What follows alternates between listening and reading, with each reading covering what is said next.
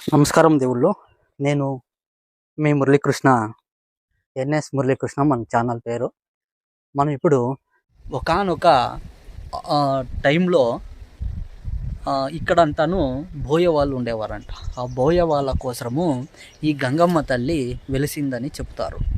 అంటే వాళ్ళ కోసము ఇక్కడ నిలబడి వాళ్ళని రక్షించిందని చెబుతారు.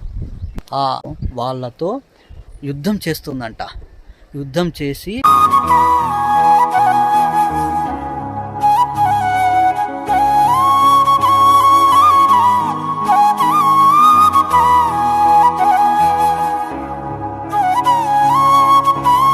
ఈ బాయికొండ గంగమ్మ అమ్మవారు పూలు ఇస్తారంట.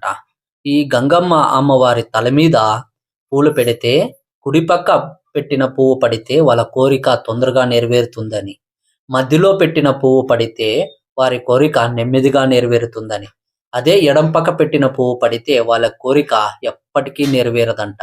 ఆ విధంగా ఆ అమ్మవారు కరుణిస్తూ వస్తున్నారు భక్తులని. వెళ్తున్నప్పుడు ఆ తల్లి కోపానికి ఈ రాయిని నరికేస్తుందంట. పెద్ద గుండుని ఒకే ఏటితో ఆ అమ్మవారి